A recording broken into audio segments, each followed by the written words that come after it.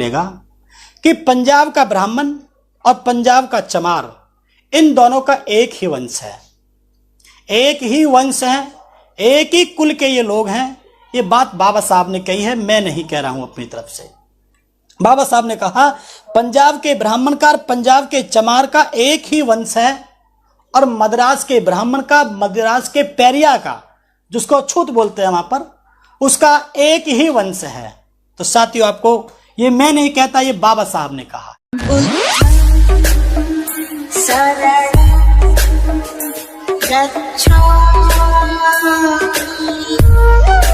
कि ब्राह्मण समाज का इतिहास क्या है इस देश के अंदर। सम्मानित साथियों, ब्राह्मण समाज इस देश का बुद्धिजीवी वर्ग है। ये बात मैं नहीं कहता, ये बात बाबा साहब के द्वारा कही गई है। अगर आप बाबा साहब की वॉल्यूम्स को पढ़ते हैं, 21 वॉल्यूम्स को, तो वहाँ पे समय समय पे बाबा साहब ने जिक्र किया है कि बाबा साहब ने बताया है कि ब्राह्मण समाज इस देश का बुद्धिजीवी वर्ग है। लेकिन प्रॉब्लम क्या है, वो अपनी बुद्धि का प्रयोग अपने पर्सनल हित में कर रहा है।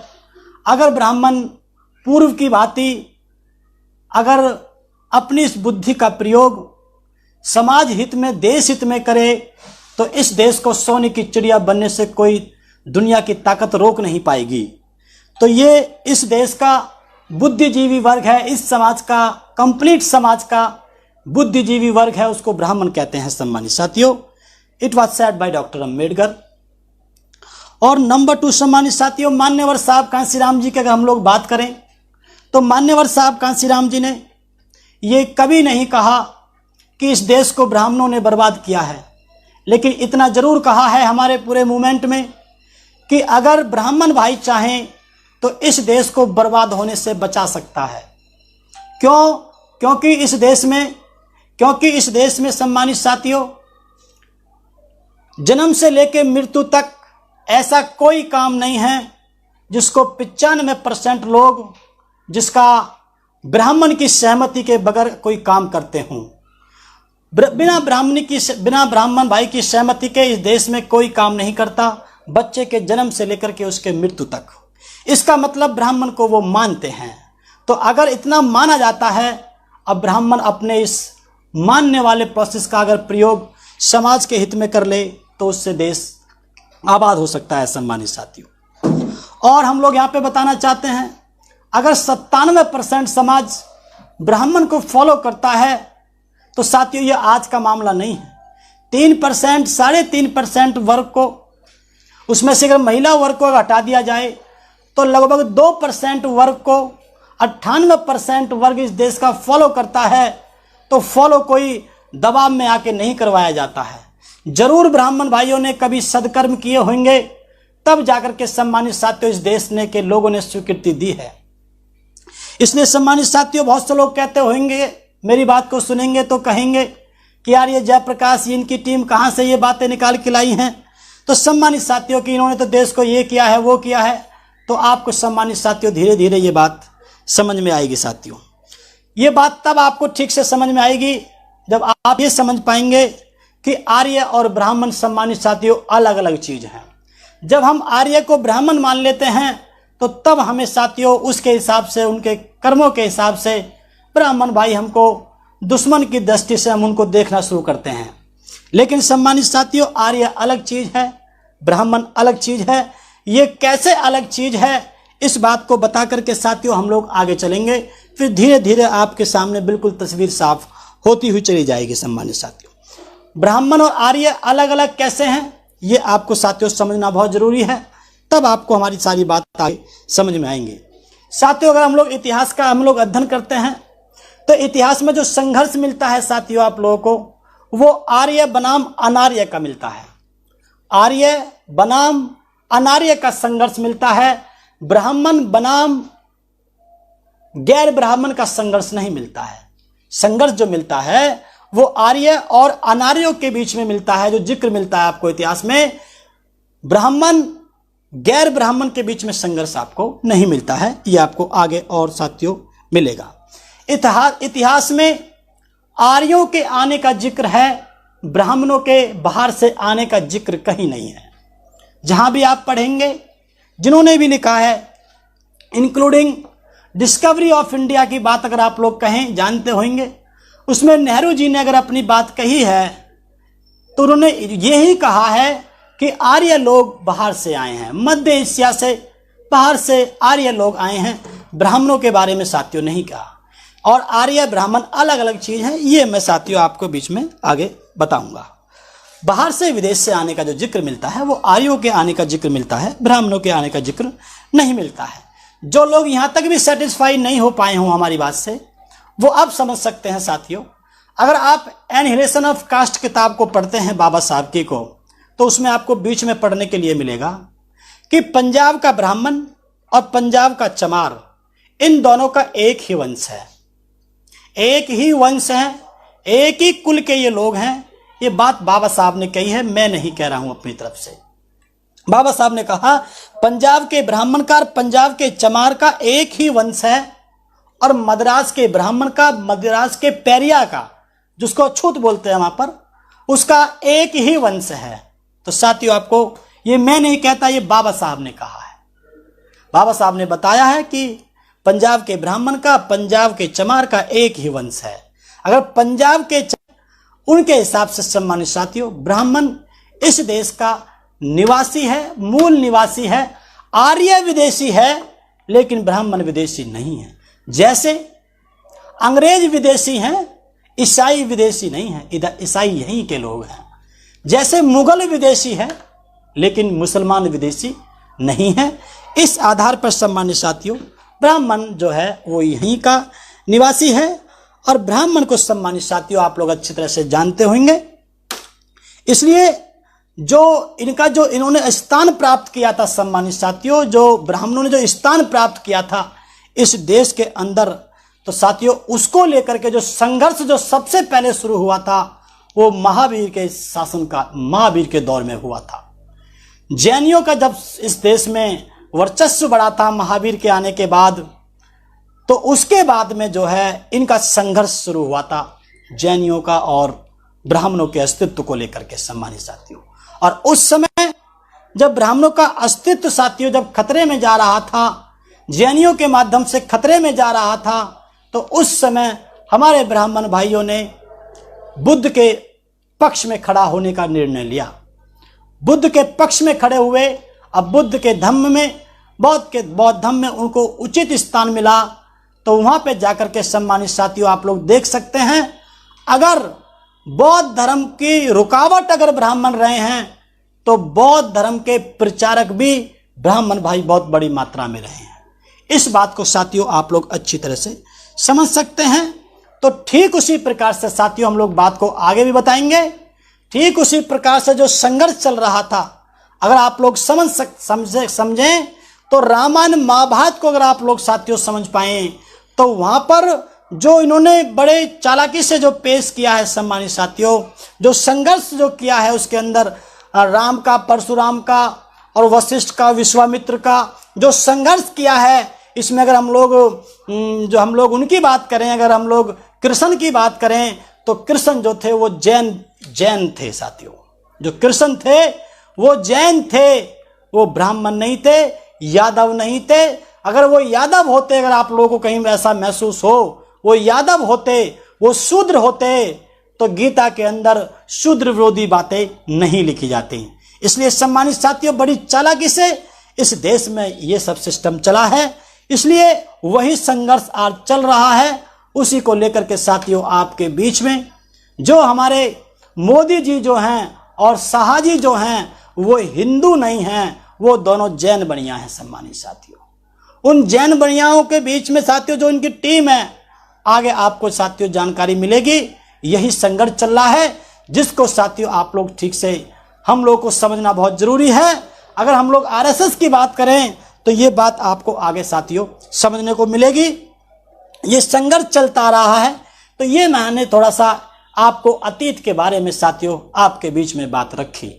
अब वर्तमान की बात करें तो साथियों आज की डेट में वर्तमान के परिप्रेक्ष्य में ब्राह्मण केवल इस देश में बीजेपी रूपी जो संगठन है इन लोगों का, जो इनकी आरएसएस है, उनके माध्यम से साथियों इन लोगों ने जो दो आदमी हैं, इनकी बहुत बड़ी टीम है मोदी जी की और शाह जी की, जो दोनों के दोनों हिंदू नहीं हैं, जिनसे हम लोग हिंदू धर्म के नाम पर देश की हम कल्पना कर रहे हैं, वे दोनों ही खुद हिंदू नहीं हैं सम्मानित साथियों। तो आप लोगों को और वो क्या प्रोटेक्शन देंगे। तो सम्मानित साथियों, आज की डेट में जो ब्राह्मण है वो टोटल का टोटल इन लोगों का, जो इनकी टीम है, आगे आपके पर्दे खुलासा होंगे साथियों, जो इनकी टीम है उनकी केवल ये एग्जीक्यूटिव बॉडी है ब्राह्मण को साथियों, ये एग्जीक्यूटिव बॉडी है इन लोगों की, ये कार्यवाहक बॉडी है। इनको पता है कि इस देश में सबसे बड़ी जो पकड़ है वो ब्राह्मण समाज की है, तो इन्होंने ब्राह्मण पे जाकर के कब्जा किया। ब्राह्मण पे साथियों जो इनका संघर्ष चला, उसी को साथियों ये लोग ये एग्जीक्यूटिव बॉडी के रूप में साथियों ये लोग प्रयोग करते हैं। इसका छोटा सा उदाहरण आपके बीच में आएगा। टाटा और बिरला जो कभी इस देश की बहुत बड़ी ताकत हुआ करती थी, आज आपको देखने को मिलेगा वो दोनों को दोनों आउट जा रहे हैं। और अडानी और अंबानी जो दोनों ही जैन बनिया हैं सम्मानित साथियों गुजरात के, उनको इस देश के अंदर सारे काम किए जा रहे हैं। ये आप अच्छी तरह से धीरे धीरे समझ सकते हैं। आप लोग, मैं एग्जीक्यूटिव बॉडी क्यों कह रहा हूं, मैं इसलिए कह रहा हूं सम्मानित साथियों, हम लोग इसलिए कह रहे हैं क्योंकि आपने देखा होगा ये इन लोगों को जज बना करके जुडिशरी के अंदर, अधिकारी विभाग के अंदर, ये इन ब्राह्मण भाइयों को सबसे ज्यादा लगभग 90% जुडिशरी में ब्राह्मण भाइयों को पहुंचा करके और वहां से वे लोग डिसीजन दिलवा रहे हैं। क्या डिसीजन दिलवा रहे हैं? रेलवे को प्राइवेट किया जाता है, एजुकेशन को प्राइवेट किया जाता है, एयरपोर्ट को प्राइवेट किया जाता है। और साथियों जजमेंट देने वाला कौन है?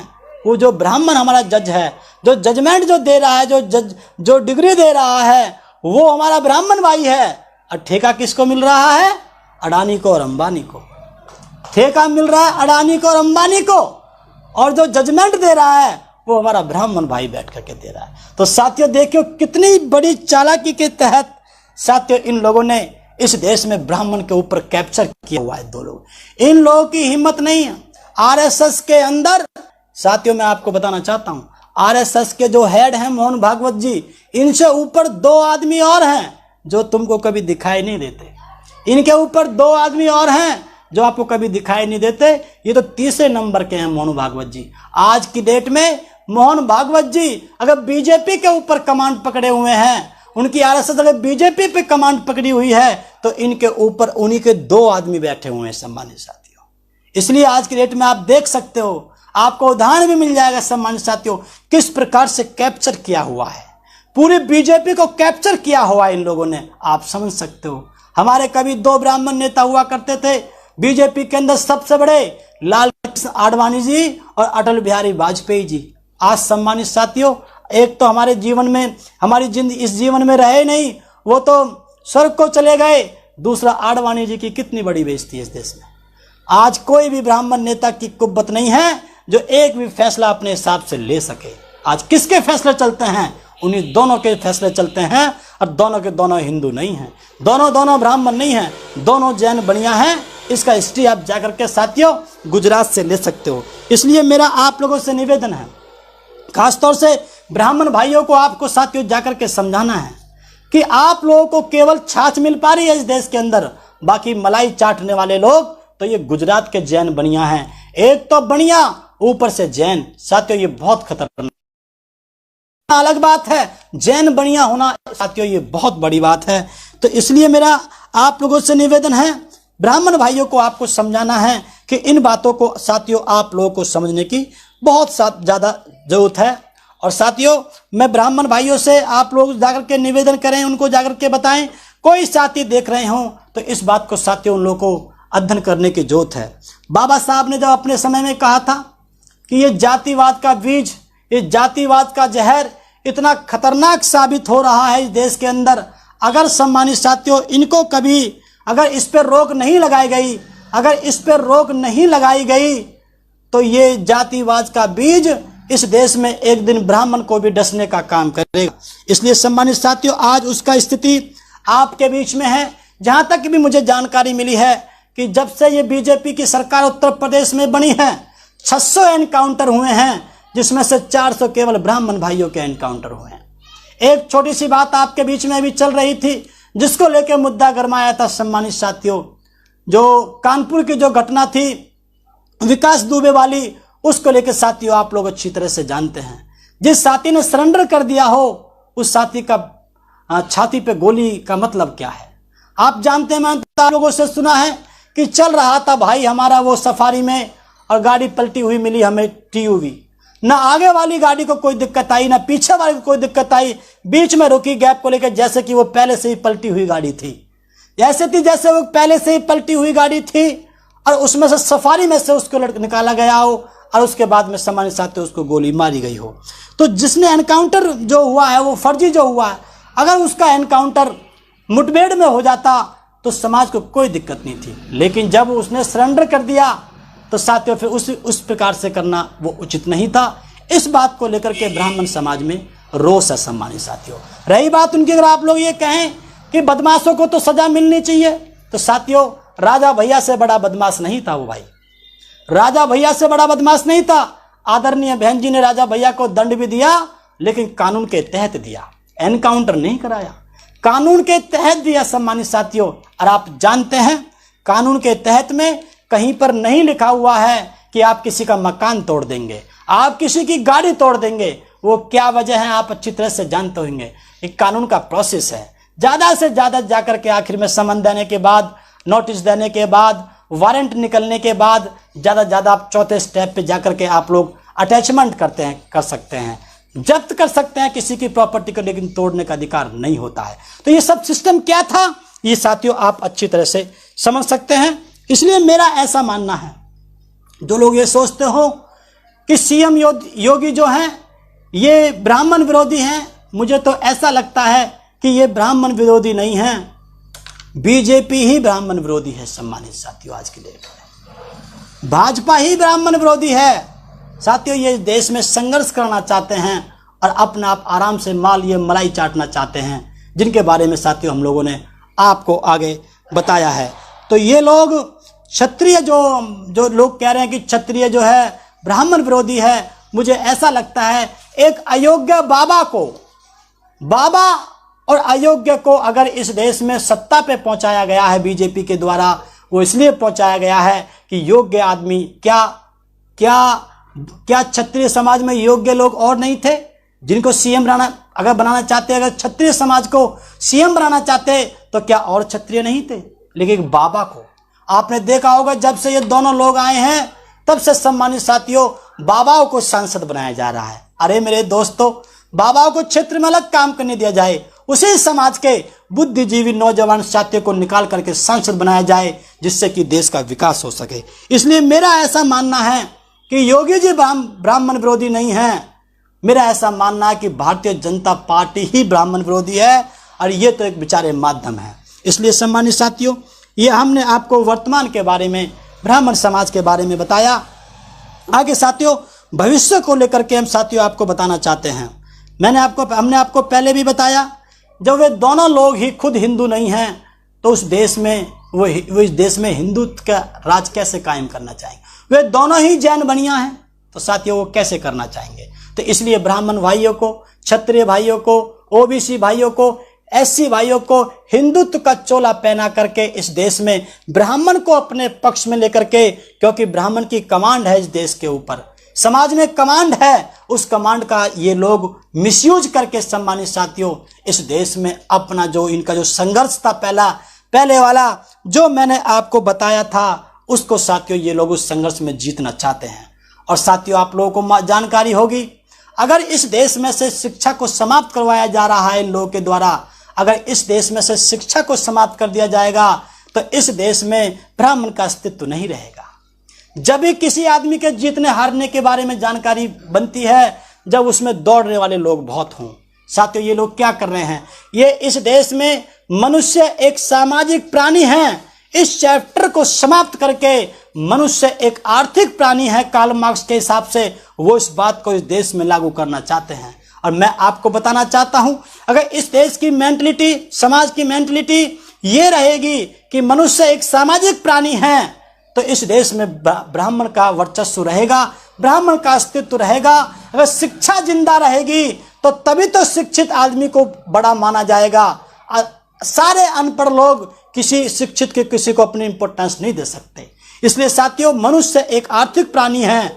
ये बात इस देश में प्रूफ करी जा रही है, धीरे धीरे लागू की जा रही है। और जब आर्थिक प्राणी के रूप में आ जाएगा तो साथियों, इस देश में जब गरीब कर दिया जाएगा, उसको आर्थिक प्राणी बना दिया जाएगा, तो पैसे वाले का वर्चस्व चला जाएगा और शिक्षित आदमी का वर्चस्व समाप्त हो जाएगा। इसलिए साथियों, ये इनका बहुत बड़ा प्रोग्राम है, इन दोनों लोगों का। इसको साथियों आप लोगों की जरूरत है, आपको समझने की जरूरत है। और ये दो लोग नहीं हैं, इनकी बहुत बड़ी टीम है। जैसे मैंने आपको बताया कि मोहन भागवत से ऊपर भी 2 लोग और हैं इन लोगों के, जो इस देश में सम्मानित साथियों काम कर रहे हैं।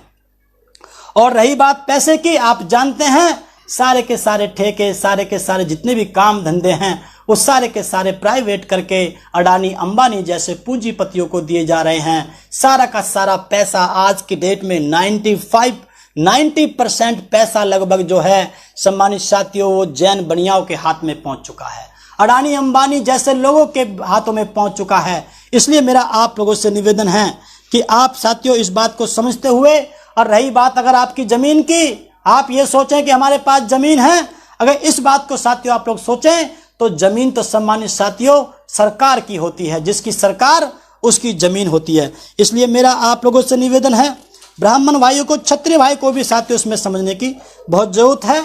आपका भविष्य बहुत ज्यादा अंधकार में जाने की साथियों स्थिति में है, खासतौर से ब्राह्मण भाई का, जो मैंने साथियों आपको बताया पहले। बसपा के शासनकाल में ब्राह्मणों का जो स्थान रहा है, उसको साथियों उसको बताने की कोई खास जरूरत नहीं है। आप जानते होंगे 2007 से लेकर 12 तक जब बहुजन समाज पार्टी की सरकार रही, आदरणीय बहन कुमारी मायावती जी की हुकूमत रही, तो उसमें सम्मानित साथियों 54 टिकट ब्राह्मण भाइयों को मिले, जिसमें सम्मानित साथियों 41 विधायक जो हैं वो ब्राह्मण भाइयों के जीत करके आए। साथियों इस बात को समझना बहुत जरूरी है। प्योर ब्राह्मण 41 जीत करके आए, ये बहुत बड़ी उपलब्धि थी सम्मानित साथियों। 22 मंत्रालय बड़े बड़े दिए गए, जिसमें सतीश चंद्र मिश्रा जी ने जो के इंस्ट्रक्शन से मतलब निवेदन से जो दिए गए थे, और 130 छोटे छोटे मंत्रालय ब्राह्मण समाज के लोगों को दिए गए। और थाने के और पुलिस की बात की जाए, अधिकारियों की बात की जाए, तो साथियों आप लोग जानते हैं, सम्मान की बात की जाए तो उस समय तो बहुजन समाज पार्टी की विरोधी पार्टियों ने यह भी कहना शुरू कर दिया था कि बीएसपी का मतलब अब बहुजन समाज पार्टी नहीं बल्कि ब्राह्मण समाज पार्टी है। साथियों यहाँ पे इस बात को समझने की जरूरत है कि बहुत बड़ी मात्रा में जो सम्मान बहुजन समाज पार्टी के शासनकाल में ब्राह्मण समाज को मिला था, वो भारतीय जनता पार्टी के शासनकाल में नहीं मिला। एक भी कोई एनकाउंटर इस प्रकार से सम्मानित साथियों ऐसा नहीं हुआ, ना मुस्लिम का होने दिया, ना इस प्रकार से साथियों किसी के ऊपर अत्याचार आदरणीय बहन जी ने नहीं होने दिया। इसलिए सम्मानित साथियों इस बात को आपको समझने की जरूरत है। और रही बात अगर हम लोग ये देखें कि ब्राह्मण समाज का क्या योगदान रहा है, कोई अगर ये सोचे तो इस बात को बता करके साथियों फिर हम लोग निष्कर्ष की तरफ जाकर के अपनी बात को समाप्त करेंगे। सम्मानित साथियों अगर हम लोग देखें, अतीत में जाएं, ब्राह्मण समाज का क्या योगदान रहा है, अगर हम इसके अतीत में जाते हैं सम्मानित साथियों, तो आर्यों के जो जैसा कि हमने आपको पहले बताया, आर्यों के भारत में आगमन से पहले इस देश में वर्ण का निर्धारण गुरु के द्वारा योग्यता के आधार पर किया जाता था। आर्यों के आने से पहले योग्यता के आधार पर गुरु के द्वारा वर्ण का निर्धारण सम्मानित साथियों किया जाता था। जब ब्राह्मणों का इस देश में वर्चस्व था आर्यों के आने से पहले, जो हमने आपको पहले बताया। मध्यकाल के अंदर सम्मानित साथियों हम आते हैं, वो हमने अतीत के बारे में बताया।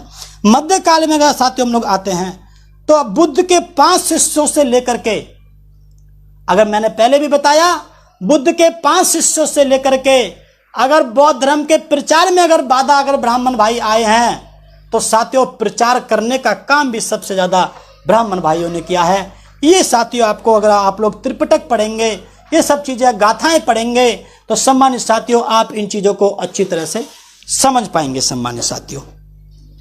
और नंबर 3, हम लोग आज के युग की अगर हम लोग सम्मानित साथियों बात करें, आधुनिक काल की, आप जानते होंगे, तो बौद्ध साहित्य को बचाने में जो सबसे बड़े महान पंडित राहुल सांकृत्यायन का अगर नाम लिया जाए तो साथियों उसमें कोई अतिशयोक्ति नहीं होगी।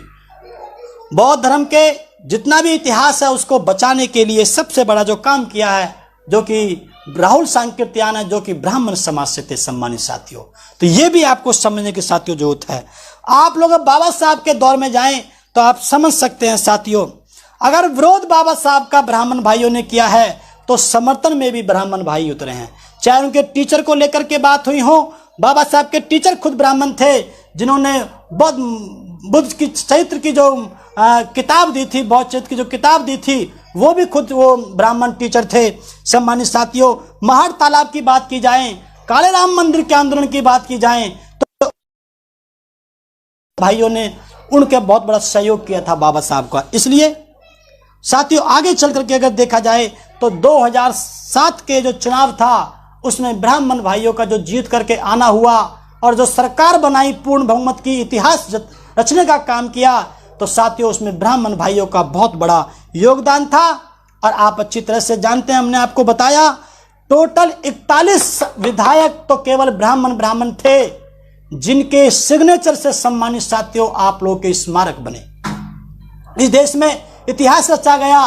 तो इसलिए मेरा आप लोगों से, इसे खोल दो कोई मतलब नहीं है। तो आप लोगों से मेरा साथियों निवेदन है, अगर वो चाहते, अगर ब्राह्मण भाई आपके विरोधी होते, जितने ये विरोधी हैं बीजेपी वाले, ब्राह्मण अलग चीज है और भारतीय जनता पार्टी अलग चीज है। सम्मानित साथियों, ब्राह्मण अगर आपके विरोधी होते तो सम्मानित साथियों 41 विधायक अपना बाहर निकल के पार्टी से, जैसा कि वहां पे चल रहा है, कर्नाटक में चला है, आपका मध्य प्रदेश में चला है, आपका अभी कुछ दिन में चांस बनने के हुए थे, इसमें राजस्थान में चांस बनने के हुए थे। इस प्रकार से चाहते तो 41 विधायक पार्टी से बाहर निकल के बहुजन समाज पार्टी की सरकार को गिरा करके आपके स्मारकों को बनने से रोक सकते थे। इसलिए सम्मानित साथियों, बहुत बड़ा योगदान ब्राह्मण समाज का इस आंदोलन में भी रहा है, हमारे महापुरुषों के पक्ष में भी रहा है और वर्तमान में भी चल रहा है। इसलिए सम्मानित साथियों, हमारे ब्राह्मण भाइयों को भी समझने की जरूरत है कि आपका जो हित है वो इस मूवमेंट में ही सुरक्षित है, इस बहुजन समाज पार्टी में सुरक्षित है। भारतीय जनता पार्टी आपकी दुश्मन नंबर 1 है। मैंने आपको बताया, ये दोनों लोग, रंगा बिरला, दोनों जो लोग हैं जिनको बहन जी रंगा बिरला के नाम से पुकारती है, ये दोनों के दोनों ब्राह्मण विरोधी हैं, दोनों जैन बनिया हैं। इसका इतिहास जाकर के हमारे ब्राह्मण भाई उठा सकते हैं आपके गुजरात में जाकर के। इसलिए मेरा आपसे निवेदन है, इस प्रकार से ब्राह्मण भाइयों का अस्तित्व खतरे में है। हमारे कहने का मतलब ये है, संघर्ष जो लगभग 2,500-3,000 साल पहले से जैनों का और साथियों और ब्राह्मणों का जो संघर्ष जो चलता रहा था, उसको लेकर के साथियों आज आपका जो ये संघर्ष चल रहा है, ये आज वही ये दोनों जैन बनिया हैं जो इस देश में ब्राह्मण के अस्तित्व को स्वीकार करने के लिए तैयार नहीं है।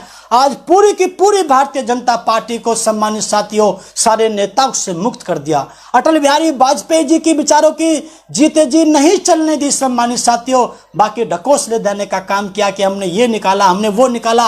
अटल बिहारी वाजपेयी को बेचारे को एक तरह से जिंदा लाश बना दिया इन दोनों लोगों ने। ये दोनों के दोनों साथियों जैन बनिया हैं। इसलिए ब्राह्मण भाइयों को इस बात को सम्मानित साथियों समझने की बहुत ज्यादा सख्त जरूरत है। आपका अस्तित्व खतरे में जा रहा है, ब्राह्मण भाइयों का अस्तित्व खतरे में जा रहा है। वो गुलामी की तरफ जा रहे हैं, आपसे जजमेंट दिलवाते हैं, सारे विभागों को प्राइवेट करवाते हैं और ठेका अडानी और अंबानी को दिलवाते हैं, जैन बनियाओं को दिलवाते हैं। सारा का सारा पैसा, इतना मोटा पैसा इन लोगों ने लोन के नाम पे ये गुजरात के जैन बनियाओं को देते हैं और उसके बाद माफ कर देते हैं। सम्मानित साथियों, इस सारा का सारा पैसा उधर जा रहा है। इसको साथियों आप लोगों को समझने की जरूरत है। इसलिए हम लोग आज आपके बीच में सम्मानित साथियों खास तौर से ब्राह्मण भाइयों के लिए हम लोग निवेदन करने के लिए पहुंचे हैं कि जैसे मुस्लिम समाज का, जैसे क्षत्रिय समाज का, अन्य समाज का, ओबीसी समाज का, एससी समाज का, एसटी समाज का, जिस प्रकार से उनका हित बीएसपी में सुरक्षित है, ठीक उसी प्रकार से ब्राह्मण समाज का भी हित बहुजन समाज पार्टी में ही सुरक्षित है। सम्मानित साथियों, अब निष्कर्ष में साथियों मैं आप लोगों से कहना चाहता हूं कि ब्राह्मण भाइयों को अपनी बुद्धि का प्रयोग अपने व्यक्तिगत लाभ के लिए प्रयोग ना करके समाज के हित में, देश के हित में साथियों करना चाहिए, क्योंकि ये देश के लोग आपको इस देश में लीड करते, आपको फॉलो करते हैं। तो इसलिए लीडर की ये ड्यूटी बनती है कि वो इस देश को सही दिशा दे, समाज को सही दिशा दे, वरना सम्मानित साथियों आप लोग भी गुलाम होंगे और ये देश भी गुलाम हो जाएगा। समाज के लिए आप लोग ज्ञानवर्धक नेतृत्व देने का प्रयास करें और कांग्रेस और भारतीय जनता पार्टी को ब्राह्मणों के द्वारा वोट देना और अन्य समाज के लोगों से निवेदन करके दिलवाना, ये साथियों ब्राह्मणों के द्वारा कब्र खोदने के समान है। इसलिए आप लोग अपना अस्तित्व मिटा लेंगे अगर आपने कांग्रेस और बीजेपी को सम्मानित साथियों ब्राह्मणों ने अगर वोट दिलवाने का काम किया। इसलिए समाज और देश के अंदर आप लोग भाईचारा का संदेश देने का आप लोग काम करें और बसपा पार्टी को सर्वजन हिताय सर्वजन सुखाय के आधार पर मानते हुए बहुजन समाज पार्टी को आप लोग स्वीकार करें। आप लोग ज्यादा से ज्यादा उसमें आप लोग कार्यकर्ता बने और बहन जी को आप लोग उनका साथ देते हुए, उनके कंधों को मजबूत करते हुए मेरा ब्राह्मण भाइयों से निवेदन है, मेरा अपने समाज के लोगों से भी निवेदन है, जो सुनेंगे इसको सुनाएंगे आगे चल करके, वो जाके ब्राह्मण भाइयों को इन बातों को समझाएं कि हम लोग तो चाहते हैं कि आप लोग की सरकार आए, आप लोग का वर्चस्व बने, लेकिन वे लोग भारतीय जनता पार्टी के लोग वो नहीं चाहते कि देश में ब्राह्मणों का वर्चस्व बने। इसलिए आपका जो वर्चस्व है, वो आपका जो अस्तित्व है वो खतरे की तरफ है। और इसलिए मेरा आप लोगों से निवेदन है। रही बात हमारे समाज की, तो साथियों हमारा समाज तो ऐसा है, इतना सूरवीर समाज है हमारा तो, कि हमारे समाज ने तो हमेशा कमजोर का और पिटते हुए का पक्ष लेने की साथियों उसकी फितरत रही है। इस देश में जिसके ऊपर भी अत्याचार होता है इसके पक्ष में खड़ा होने की कुव्वत हमारा समाज रखता है। तो अपने समाज का धन्यवाद करते हुए और मैं अन्य समाजों का धन्यवाद करते हुए मैं निवेदन करता हूं कि ब्राह्मण समाज के लोगों को अपने अस्तित्व को बचाने के लिए, उनके चक्कर में ना आकर के आप लोग अपने अस्तित्व को बचाने के लिए भारतीय जनता पार्टी और कांग्रेस का साथ ना देकर के, अन्य इस प्रकार की पार्टियों का साथ ना देकर के, एकमात्र अपनी पार्टी सर्वजन हिताय सर्वजन सुखाय के आधार पर जो पार्टी बनी है उसको आप लोग सम्मानित साथियों, उसको आप लोग जो है अपनी पार्टी को स्वीकार करें। और जो एक दो सवाल साथियों हमारे बीच में आए हैं, कसाब बनाम विकास दुबे, हाँ साथियों इसमें भी आप लोग जानते हैं उनको किस प्रकार से उनको पकड़ के रखा गया जिससे कि उनकी पोल खुल सके। इसको साथियों इन लोगों ने किस प्रकार से बेरहमी से मार दिया जिससे कि इनकी पोल ना खुल सके। साथियों जो इसके पीछे जो इनका चिट्टा था वो दबाने का काम था, उनको कानूनी तरीके से सजा दिलाई, सही बात है बिल्कुल। दूसरी तरफ विकास दुबे ने साथ इस तरीके का एनकाउंटर, ये बात साथियों मैंने आपको बताई कि उसको तरीके से उन्होंने सजा दिलवाई जिससे कि सारे पोल खुल सके और उसका दफन कर दिया जिससे कि उनके पोल ना खुल सके जिनके उनके साथ थे। इसलिए मैं आखिर में आप सभी साथियों का बहुत बहुत धन्यवाद करते हुए, अपनी पूरी टीम का धन्यवाद करते हुए, हमारे साथ में कैमरे को जो देख रहे हैं अमित पंत बौद्ध जी, उनका मैं धन्यवाद करता हूं। और जो बाहर जाके आवाज़ चेक कर रहे हैं भारत गौतम जी, इंजीनियर साहब और वकील निमेश, एडवोकेट निमेश जी, इन सभी साथियों का मैं धन्यवाद करते हुए अपनी वाणी को यहीं विराम देता हूं। और मैं निवेदन करता हूं कि ब्राह्मण भाइयों का हित बसपा पे सुरक्षित है, इस बात को आधार बनाते हुए आप लोग काम करें। इन्हीं शब्दों के साथ अपनी वाणी को विराम देता हूं। जय भीम, जय भारत, जय कांशीराम, जय बसपा, धन्यवाद।